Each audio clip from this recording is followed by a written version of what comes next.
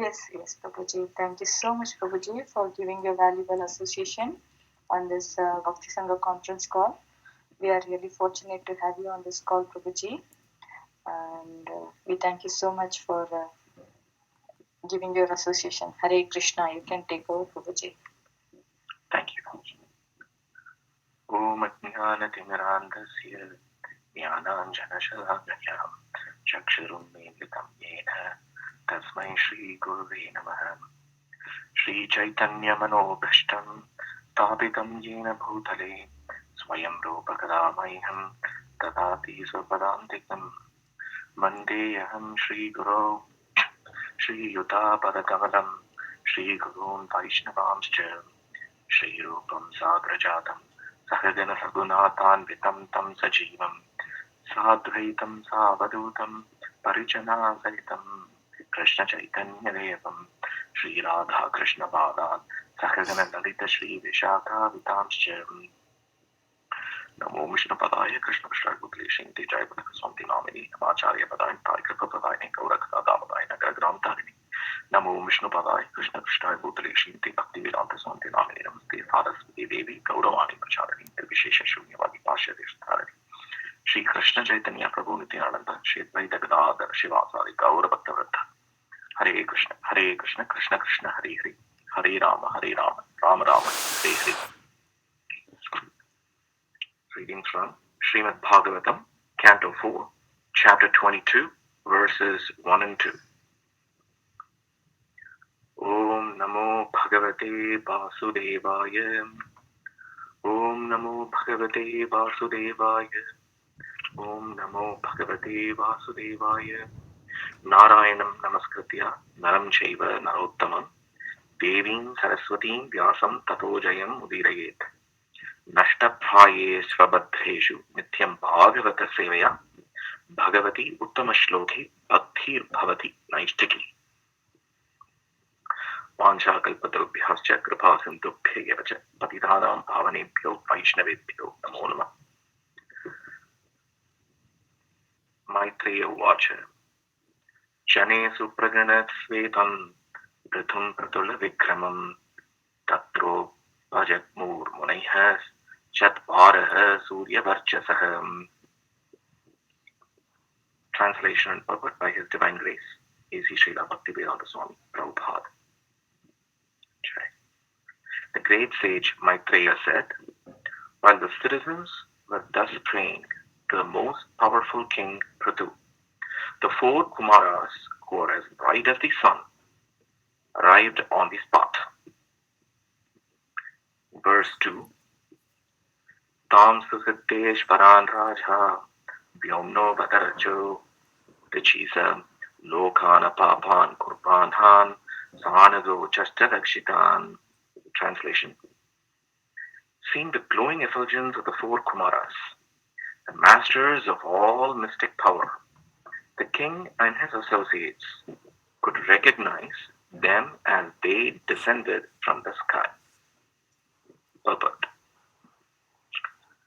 The 4 Kumaras are described herein as Siddheshwaran, which means masters of all mystic power.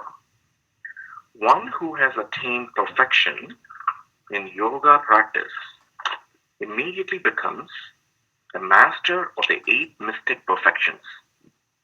To become smaller than the smallest, to become lighter than the lightest, to become bigger than the biggest, to achieve anything one desires, to control everything, etc. These 4 Kumaras, or Siddheshwaras, had achieved all the yogic perfectional achievements, and as such they could travel in outer space without machines. While they are coming to Maharaj Prithu from other planets, they did not come by airplane, but personally. In other words, these 4 Kumaras were also spacemen who could travel in space without machines. The residents of the planet known as Siddhaloka can travel in outer space from one planet to another without vehicles. However, the special power of the Kumaras mentioned herewith is that whatever place they went to would immediately become sinless. During the reign of Maharaj Prithu, everything on the surface of this globe was sinless, and therefore the Kumaras decided to see the king. Ordinarily, they do not go to any planet which is sinful. Srila Prabhupada. Jai. So there are four aspects of this purport which we will discuss this morning. The first aspect is who are the Kumaras. The second aspect is what are the different Siddhas, who is called as Siddheshwara, and what is the Siddhaloka. The third aspect of this discussion is about what is about the presence of great men, the Mahajanas or the Vaishnavas, and what does it mean. And the last aspect which we will discuss today is about the importance of the Kumara Sampradaya, which comes from the Kumaras. The word Kumara just means unmarried brahmacharis. So we, in the previous chapter, we saw how the speech given by the King Prithu, and everyone is very happy with the reign of King Prithu. And now the Kumaras have descended to this assembly. So who are the four Kumaras who have come to this assembly? So the Kumaras, they are the sons of Brahma.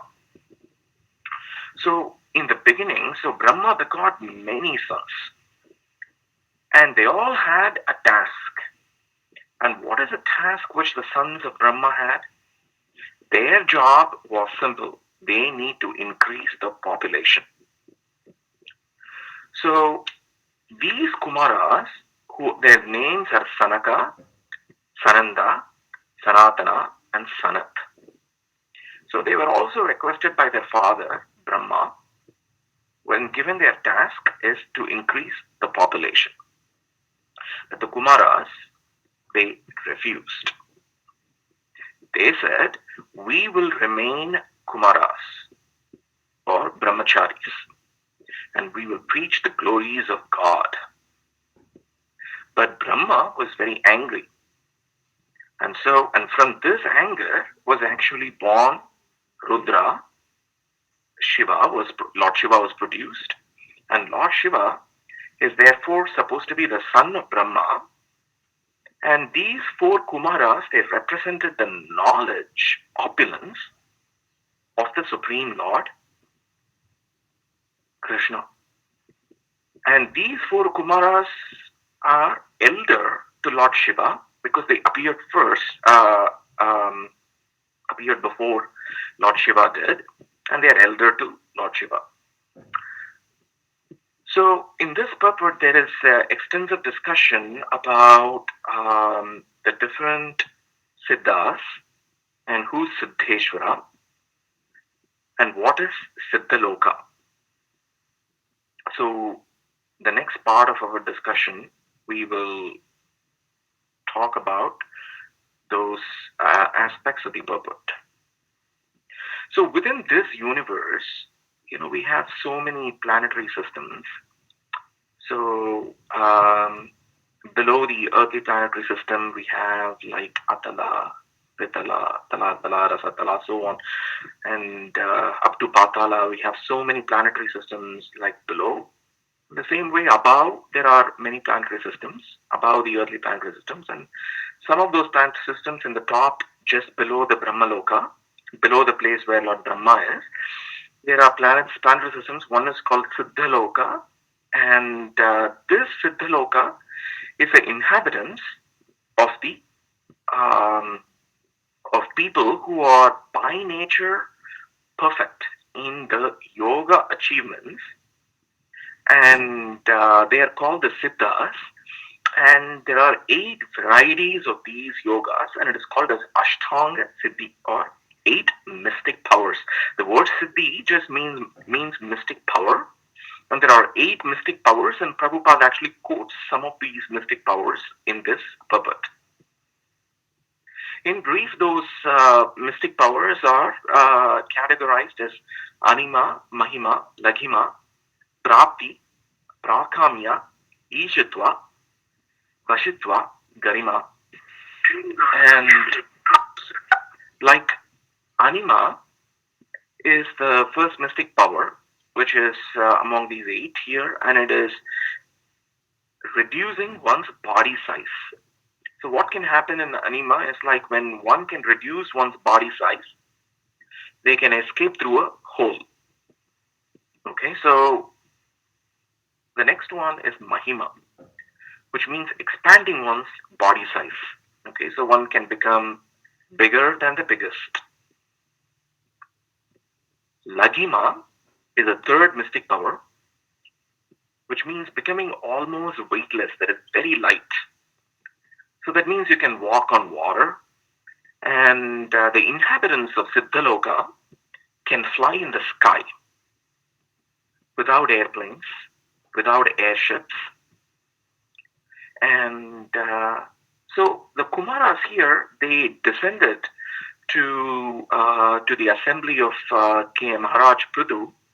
So that means they probably used this mystic power too, which is Laghima, to use this Siddha to also be in this assembly. The next one is Prapti. Prapti means the ability to be anywhere at will. So the Kumaras probably used this as well because they were able to be here in the assembly of Maharaj Prithu, because Prabhupada says that it's not like they used some airplane or to come to Maharaj Prithu's assembly. They just personally appeared. That means they were, because they are Siddheshwara, they have the ability to be anywhere at will.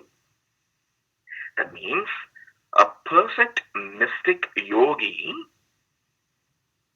can not only like touch the moon planet, but he can extend his hand anywhere and take whatever he likes. Let's say in one of these planets there is a fruit-bearing tree. A perfect mystic is able to extend his hand and pluck the fruit from there. It's not like he has to be personally traveling in some kind of a spaceship in order to reach that planetary system. And by using this siddhi, which is called as prapti, they have the ability to be anywhere at will. The next siddhi is called as prakamya, which means that one can achieve anything the person likes. So here it means that you can, Prabhupada gives this example in another purport where you can make water enter into your eye, and then you can make that same water come out of the eye. So that means you can pretty much do anything. Kamya, the word comes from the word kamya. Kama, kamya, and then prakamya. That means one can achieve anything he likes. So one can make water into the eye, and then you can make them come out of the eye. That's an example given by Prabhupada. Then you have the siddhi called Ishitva. So here Prabhupada says one can create and destroy an entire planet simply at will. So this means that you're able to control different aspects of material nature. So you're able to create, you're able to destroy, and even you can make, one can make planets. So they are very powerful beings. Then the next one, the next siddha is called as Vashitva. So this is the perfection by which one can bring anyone under their control. So they are able to influence, and the art of influencing is perfect. So this is the kind of like, imperfect analogy here would be that of something like hypnotism, okay, which is almost irresistible. But it's not hypnotism, but it's almost, it's a crude way of saying what this means. So it's highly influential, and by this perfection, one can bring anyone under their control. Ulvashitva. And the last one, depending on the treatise that we read, the last one, there is some variability, but the one that I'm citing here is called Garima. That means becoming very heavy, heavier than the heaviest kind of a thing. So, but how is it that one is able to attain these eightfold mystic powers or the eightfold siddhis, called the Ashtanga Siddhi? So there are inhabitants of, there are two lokas. If you see the upper planetary systems, there are two lokas. One is called as the Siddha Loka, and the other is called as the Vidyadhara Loka. And both of them, there are some similarities there. And the inhabitants of these planetary systems, they are naturally endowed with mystic yogic powers by which they not only can fly in the outer space without a vehicle, but can also fly from one planet to another simply by their will. They exert their will and they're able to move from one planet to another planet. So these are some special features of the denizens of these planets called planetary systems called Siddha Loka and Vidyadhara Loka. So how exactly do these the Siddhas, they have attained these powers? It's not like they are just able to do this. They have undergone tremendous practice and effort in order to be able to gain this Ashtanga Siddhi or to become Siddheshwara or the master of all these mystic powers.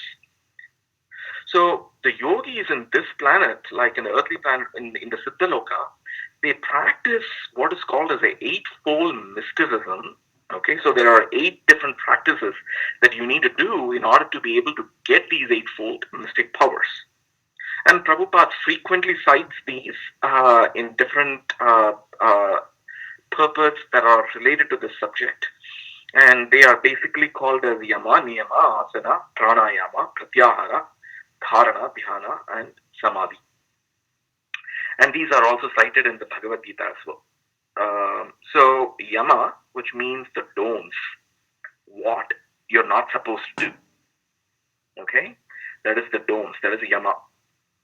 Niyama, which means the do's, like what you're supposed to do. Asana, which means posture. Okay? Pranayama, which is the control of breath. Pratyahara, which is the withdrawal of senses. So you remove your senses from anything which is material. Dharana, which is focus. You're concentrating, that is dharana. Dhyana, which is meditation on Lord Vishnu as the super soul. Samadhi, which means being absorbed in Krishna consciousness, in the partial feature called as the super soul. So we as Vaishnavas are not very much interested in these siddhis. The Krishna Bhakta or the devotees of the Supreme Personality of Godhead, it's something like this. Like there is a rich man's son. The rich man's son does not bother about earning money because he knows that my father is very rich. So if I need money, my father will supply.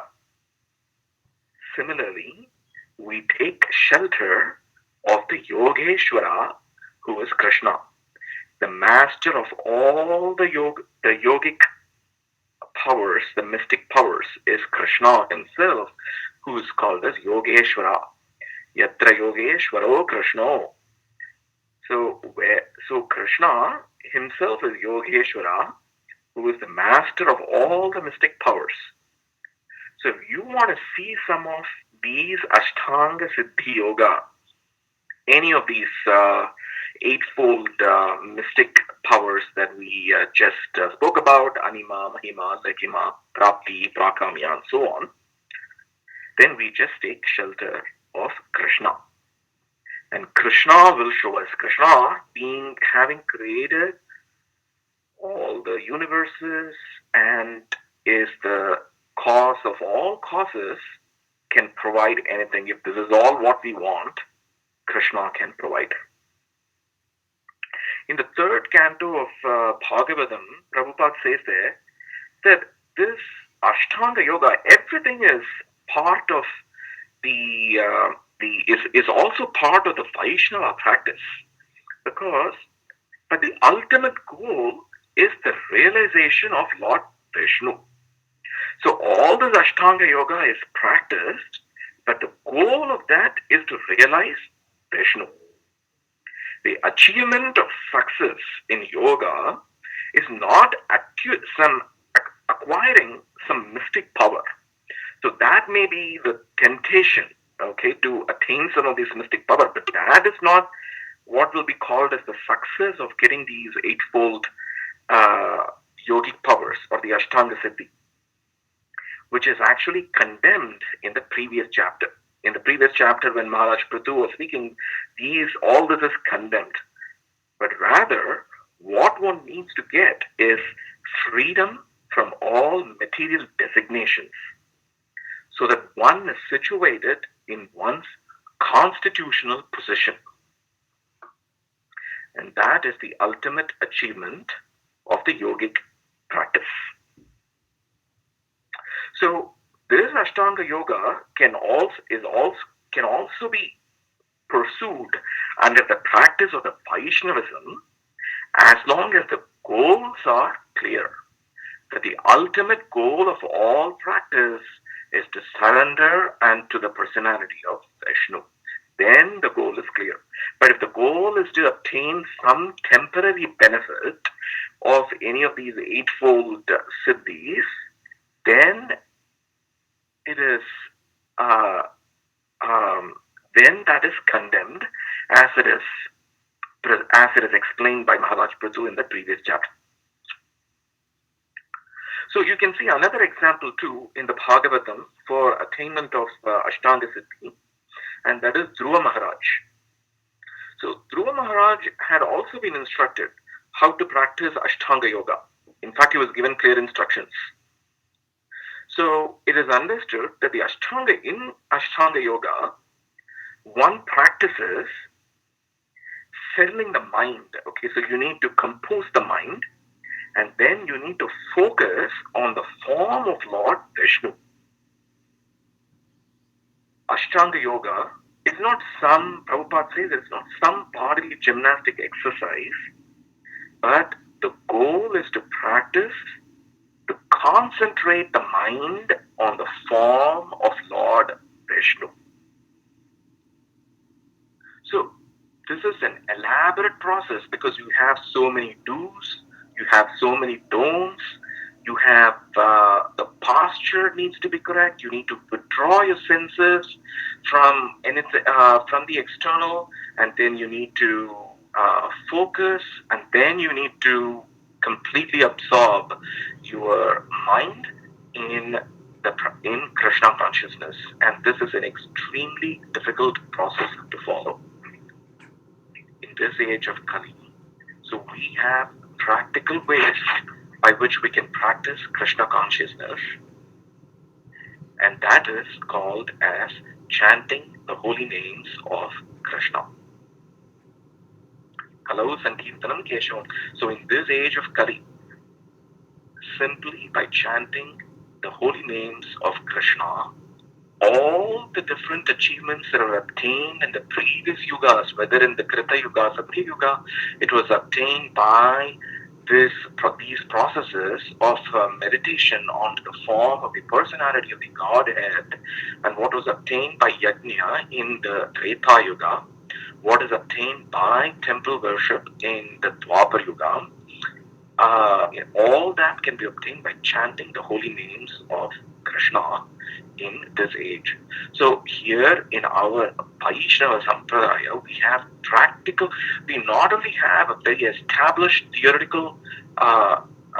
established theology and the philosophy and the metaphysics, but we also have practical ways by which we can implement these aspects for our progress in towards Krishna consciousness.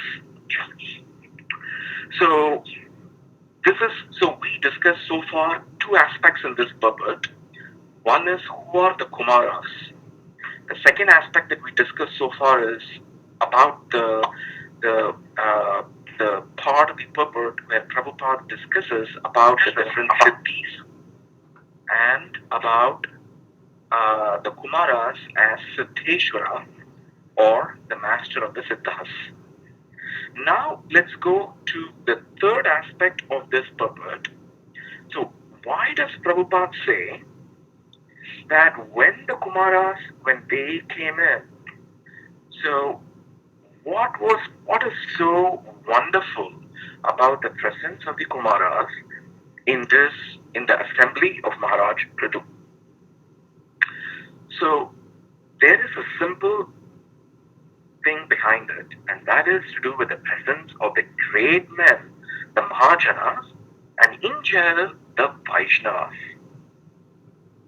So there is an associate of Chaitanya Mahaprabhu, and his name is Jayananda Pandit, and he actually states this. He wrote a book actually called as Prema Vivarta, and in the 12th chapter of that book, it's a big work on the glories of the Vaishnavas.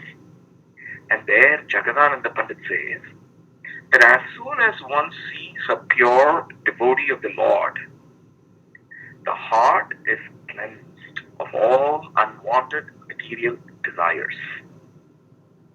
Cheto Darpana Marchana. So it's cleansed of all unwanted material desires. And this person now is put in touch with the highest objective of life. And what is the highest objective of life? It's the transcendental devotional service that dawns within one's heart. Chaitanya Mahaprabhu himself says the same thing. Cheto Darpana Marjana Bhavamaha Dhavadi Nirvarpana. So in the same way, so all you have to do is see a pure devotee of the Lord, and immediately the heart is cleansed of all the unwanted material desires. We have so many unwanted material desires, and it is so simple, but we can take so many efforts. And all the efforts, despite all the efforts, it's not like we are qualified to obtain the mercy of the Lord. The mercy of the Lord is therefore called costless, because there is no cost, because if we think that we are qualified to get the mercy of the Lord, that then we are mistaken there, because we are not qualified for anything. But Lord, out of His costless mercy, and in the form of pure devotees of the Lord, sometimes we get that mercy, and because of that mercy of seeing the pure devotees of the Lord, our heart gets cleansed. So the Jagannath Pandit further goes on and says, after many, many births, when the living entity receives the costless mercy of the Supreme Lord, he comes in contact with the pure devotee of the Lord. So it is not like we this morning in this discussion there are so many devotees, and the fact that any of us have met with, have even glanced at a pure devotee in our life is by the costless mercy of the Lord. And this is not something that to be taken lightly, because when we look at this world, we see so many people, not many people, they are able to come in association with the pure devotee of the Lord. And therefore, by this association, one gradually becomes free from this material disease or rogue. So we have a disease, there is a material disease, and here we have, and we undergo a treatment here, and that treatment, the physician here is that the pure devotee. In the same way, the presence of the Kumaras here in the assembly of Maharaj Prithu as just as great men and the Vaishnavas, how wonderful is the presence of Vaishnavas. We can also see that in the Hari Bhakti Vilasa. So Hari Bhakti Vilasa was a book. It was written by Sanatana Goswami, but then it was compiled by Gopala Bhatta Goswami. those were in the 10th chapter of the Hari Bhakti Vilasa. It's a huge book where it is said that those sinless, okay, and magnanimous Vaishnavas are so magnanimous. Vancha kalpadrubhyascha kripa sindhubhyevacha. They are so magnanimous that they can purify the entire creation. Therefore, they're even better than the places of pilgrimage. So we go to so many holy places. But even if we go to holy places, our what is it that we are going to get from those pilgrimage? What we need to obtain is Krishna consciousness. We need to be conscious of the Supreme Personality of Godhead.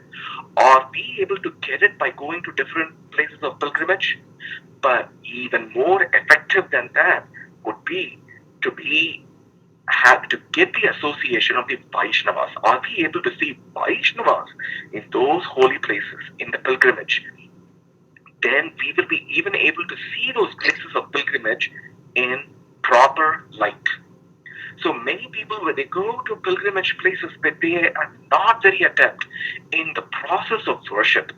What exactly they need to be even doing in the places of pilgrimage? What happened? How to worship? How exactly to see the Lord in the temple? And so all these things will be clear by the presence of the Vaishnavas. The same thing is also iterated by Rupa Goswami in the Bhakti Rasamrita Sindhu. So there Rupa Goswami says, Te Vaishnava Bhuvanamasu Pavitrayanti. So in this Rupa Goswami here, he actually cites from Padma Purana, where he says that who is a Vaishnava? So how do you identify a Vaishnava?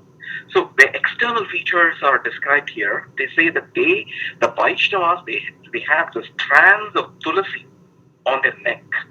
Okay, so we wear the mala, the strands of tulasi on the neck. Okay, and then they have the eye of the lotus around the neck. So the body of the Vaishnavas, they bear symbols. So the symbols are very important. The tilak that we wear are very important. So the symbols, they have the conch shell, they have the wheel, the Sudarshan chakra. They're all there on the body of the Vaishnavas. And their foreheads, they bear an upward pointing lines. Okay, they wear upward pointing lines made of sandalwood paste. And these Vaishnavas, they purify the whole world. So even though we frequently cite the etiquette of the Vaishnavas and the features and the attributes of the Vaishnavas are supposed to exhibit, here Rupa Goswami also talks about the external features. As soon as we see a person who bears the tilak, which is the upward bearing pointing lines with sandalwood paste, there is a sense of comfort that okay, so here is a Vaishnava, and there is a possibility here of purification. So that is the third aspect of this purport. So far we discussed three aspects of this purport.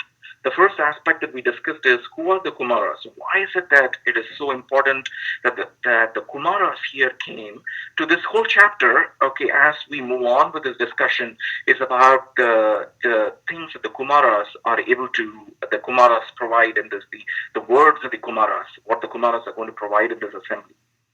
The second thing we discussed is about who is Siddheshwara, what are Siddhas, what do people in the Siddhaloka do, and those aspects of the purport.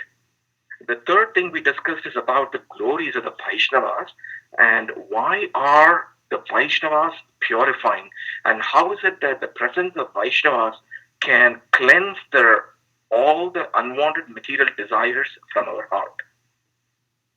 And that is the importance of the Kumaras in this assembly. So that's why the effulgence that comes out of from the Kumaras.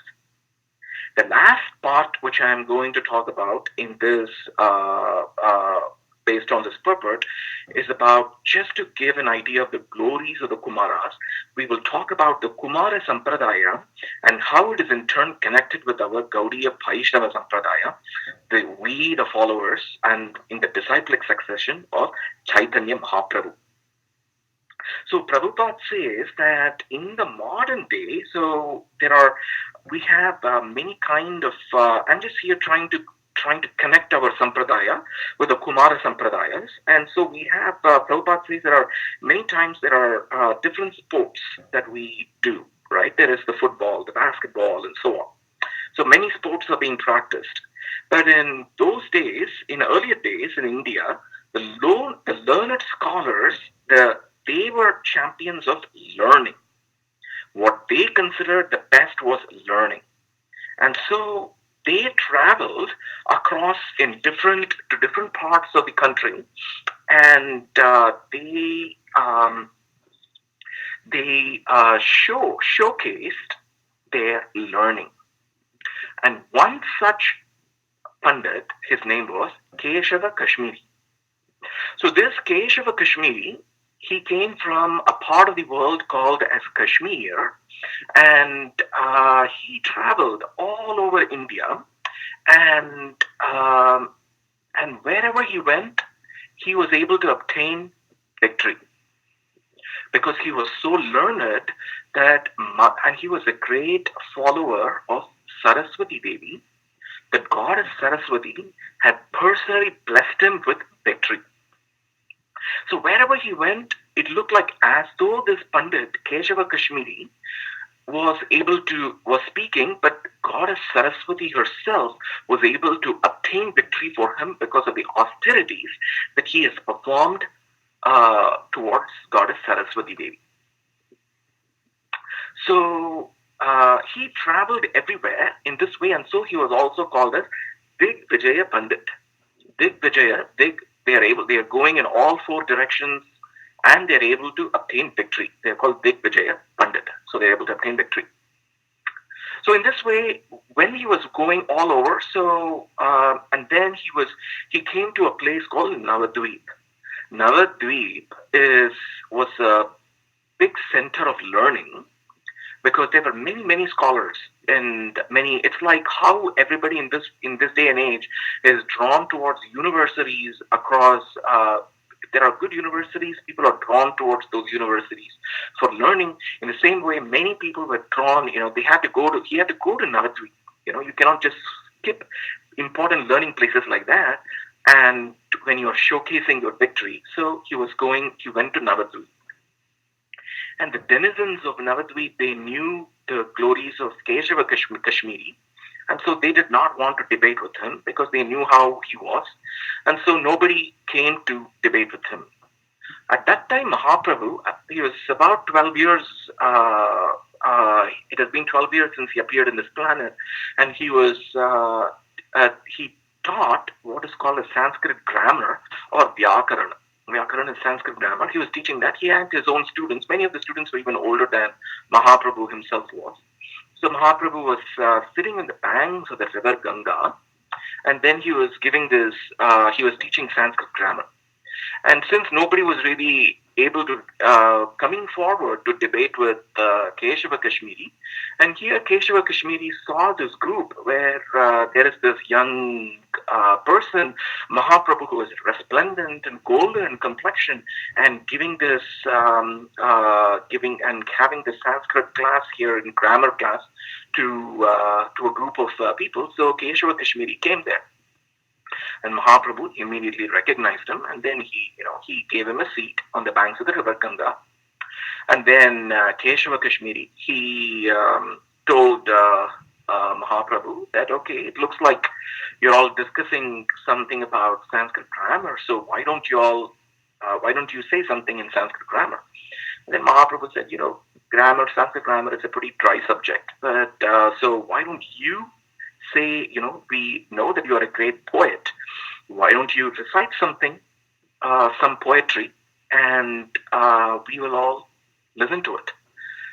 And then Keshava Kashmiri said, okay, so about what? He asked about what should he be singing or composing. Mahaprabhu said, okay, here is river Ganga, and Ganga is flowing in Navadvip. So why don't you um, about river Ganga? And then, so immediately Keshava Kashmiri composed 100 verses spontaneously. He composed, and then all the disciples, they were all the students of Mahaprabhu, they were all astounded by the composition of Keshava Kashmiri. Mahaprabhu himself said that was a wonderful composition. So why don't you also say the guna doshas? Guna means the good things of the what you composed, and the doshas, what are the faults of what you composed. So, and then Keshava Kashmiri did not quite like that. So he said, all I have is just the good, there are only good features, good attributes in the 100 verses that I composed, and there is no fault. But Mahaprabhu said, no, there are faults. Okay, there are 5 different faults, and so and then Keshava Kashmiri immediately asked Mahaprabhu, so what is? Tell me, um, um, what are the faults? And then Mahaprabhu said, okay, Mahaprabhu picked a verse from somewhere in between. And that verse was Mahatvam Gangaya Satatamidam Abhati Nitaram Yadesha Sri Vishnu Charana Kamalotpati Subhaga Kritiya Sri Lakshmi Riva Sura Narair Archya Charana Bhavani Vartuhu Ya Sirasi Vibhavati Adbhuta Gunaha. So, and Keshava Kashmiri was so astounded because the way Keshava Kashmiri recited 100 shlokas, he just couldn't understand how someone could remember some verse from somewhere in between and could even recite it as it is.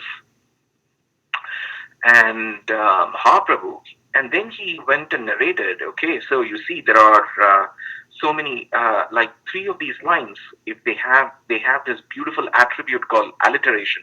Mahatvam Gangayam Satatam Idam Abhati Nitaram. So this first line is full of the it keeps on repeating.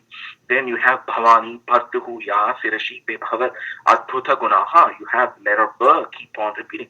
In same way, 3 of these lines have alliteration. They have letters keep on repeating. But one of these lines doesn't have one. So either you have alliteration for all the 4 lines, or you don't put them for anything. So, and then he goes on to repeat, you said Shri Lakshmi Riva, Lakshmi itself means, Lakshmi means Mahalakshmi. Shri means Mahalakshmi. So what is the need for saying Shri and Lakshmi and also putting Dvitiya or before that, and so he goes on. So in this way, at the end, Keshava Kashmiri was so astounded with this explanation that he was very sad. He went home and then he barely slept at night. And then at that time, Goddess Saraswati came and told Keshava Kashmiri that, you don't feel bad about all this, because the person whom you debated with is not some ordinary living entity that you're thinking it is. And he is, please know that he is Sakshat Krishnam Gauranga Pandita. You're thinking that he's some ordinary Pandit, Gauranga Pandit, Nimai Pandit, however you call him, but he is none other than Krishna himself. And therefore, you please go to him and get some advice. The next day he went there, and he met with Mahaprabhu, and Mahaprabhu gave him a few instructions, and then Keshava Kashmiri left Navadvip. Okay, he left all this habit of debating and everything, and then he traveled all the way to Vrindavan. And there he takes initiation under the Kumara Sampradaya. The Kumara Sampradaya comes through from Krishna, instructs the 4 Kumaras, and the 4 Kumaras, who are embodiments of knowledge, then instruct down the lineage again, and there one of the chief acharyas is called as Nimbarkacharya. And he actually writes a commentary for the Vedanta Sutra, which is called as the Vedanta Parijata Saurabha. And Prabhupada also cites that in a purport. The Parijata, it's a very wonderful treatise which talks about the aspect of the Vedanta Sutra called as Dvaita. There is both dualism and non-dualism, and that is natural. Again, as different from our philosophy of Achintya Bheda Abheda. So there are a lot of similarities we can see, because Achintya Bheda Bheda in fact summarizes all the different sampradayas, whether it is the Sri Bhashya of the Ramanujacharya, or whether it is the Vedanta Parijata Saurabha of Nimbarkacharya, or if it is the Anubhashya in the Vishnu Swami Sampradaya, or the Bhashya of Madhya, the commentary of Madhvacharya. So our commentary, our Sampradaya, the Maha, our Gaudiya Vaishnava Sampradaya summarizes all the four. So in the same way, the Kumara Sampradaya, the Nimbarkacharya writes this beautiful treatise, which is a commentary of the Vedanta Parijata Sarva. It's still available, and it's called. So here in one of our Gaudiya Vaishnava Sampradaya books called as Bhakti Ratnakara. So here Keshava Kashmiri is being mentioned in the disciplic succession of the Nimbarka Sampradaya. And what is very wonderful here is that he has a change of heart under the instructions of Mahaprabhu, and then he goes and gets initiated with the Nimbarka Sampradaya. So Bhakti Ratnakara, actually, this is I have a list of acharyas. It lists before Keshava Kashmiri. It says Srinivasa Acharya, Vishwacharya, Purushottama, Vilasa, Swarupa. In this way it goes on, and then before Keshava Kashmiri, his guru is Gokula. And then it is stated in the Bhakti Ratnakara that Keshava Kashmiri was a favorite devotee of Mother Saraswati, the goddess of learning. And by her grace, he was an extremely influential scholar. Okay, and Prabhupada says that he was the greatest champion among all the scholars from all four communities. And therefore, he got the title called Digvijay. And later, by the order of Chaitanya Mahaprabhu, he gave up this profession of winning championships and became a great devotee. He joined the Kumara Sampradaya, which flows through the Nimbarkacharya, and one of the Vaishnava Sampradayas. And hence, we can even now the glories of the Kumara Sampradaya is there are remnants of the glories of the Kumara Sampradaya. There are I think there are about 50 temples or so in Punjab, and there are also remnants of it found in Vrindavan between Govath and Varsana. You can also see remnants of the Sampradaya. And hence we can see how we can understand here how wonderful it is that the Kumaras came to this assembly, and these Kumaras, by their very presence, they can remove all the unwanted material desires. So I'm going to stop there since it is going to be very close to 7:20, and if you have any questions or any thoughts or any comments, please feel free to share. Thank you so much. Jai Guru Maharaj, Jai Prabhupada.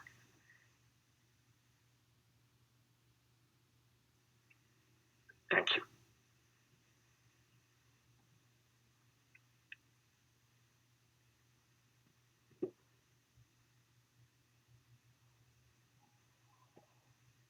Hare Krishna, Prabhuji, Dandavat Pranam. Yeah, Prabhuji, very nice structured way of presenting the class, Prabhu, presenting the two verses. Thank you very much, Prabhu. Prabhuji, my question is in the first verse, right, that we recited today. Why the Kumaras are called Muniyas, Prabhu?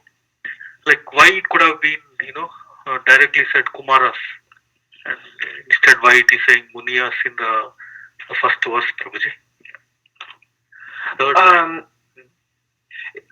I wouldn't read much into it, because it's going to be evident like in the next few because the whole chapter is about the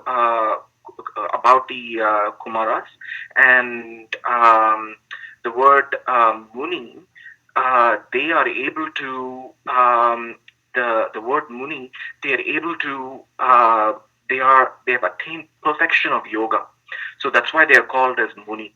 And so even though sometimes in Bhagavatam, first the word is introduced like this, like for example, even Madhvacharya, who is in one of the Vaishnava Sampradayas, he's also a Muni. So because because he shows a path here how to attain and establish one's relationship with the super soul. Okay, so he is also very frequently called as Madhva Muni. So in the same way, the Kumaras they are also called Muni. So so it is very clear from the subsequent verses that it is being referred to as the Kumaras, but sometimes it is just the flow of the language, and so they are referred. But Muni is a very frequently word used in the Vaishnava Sampradayas too. But even though we as Gauriya Vaishnavas, we would like ourselves to be as bhakta, as a devotee of Lord, but it is definitely used in Vaishnava Sampradayas, especially as I cited about Madhva Muni. So not sure if I'm exactly answering your question, but hope it is at least close. Yes, Prabhuji. Yeah, thank you very much, Prabhu. Thank you. Hare Krishna. Hare Krishna.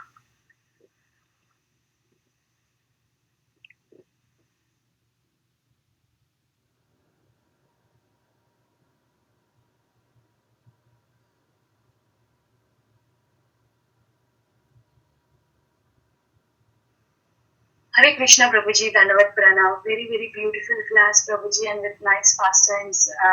Thank you so much, Prabhuji, for such a beautiful class. Hare Krishna. Thank you so much, Mataji. Thank you. Dandavat Pranam. Hare Krishna. Is there anybody having any questions for Prabhuji?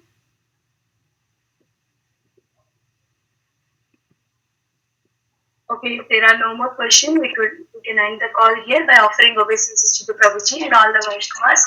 Vancha kalpatarobhyasya kripasamukhyayeva cha patitanam pavanebhyo Vaishnavebhyo namo namaha.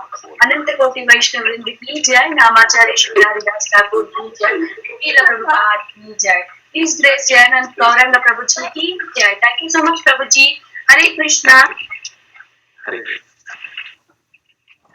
This session is no longer being recorded. Thank you, Prabhuji. Very